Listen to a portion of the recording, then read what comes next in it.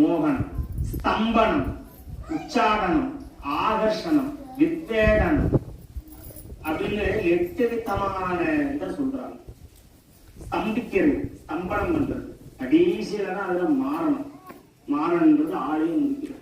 இந்த மாதிரி 8 கர்மாக்கள் இருக்கு. இந்த 8 கர்மாவுக்கு 8 விதமான மூலிகைகள் சித்தர்கள் தான் சொல்லியிருக்காங்க. ஒருத்தவங்க வசீனம் பண்ணணுமா, ஸ்தம்பனம் பண்ணணுமா, மோகனம் பண்ணணுமா, நல்ல விஷயங்களுக்கு பயன்படுத்தலாம். கெட்டதுக்கு பயன்படுத்தணும்னா அது மீண்டும் நம்மளை பாதிக்கும்.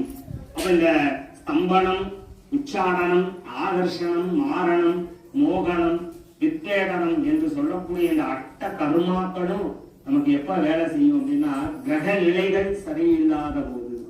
அப்ப கிரக நிலை எப்ப சரியில்லாம போகும், நம்மளுடைய ஜாதகத்துல பார்த்தோம்னா லக்னத்துல இருந்து பார்த்தோம்னா 5ஆம் இடம் சரியில்லை, 9ஆம் இடம் சரியில்லை, இதெல்லாம் பிரச்சனையாவே இருக்கு அப்படின்னு சொல்லிடுவாங்க. அப்ப இதுக்கெல்லாம் என்ன காரணமா இருக்குன்னா 13 விதமான சாபங்கள் சொல்லப்படுது.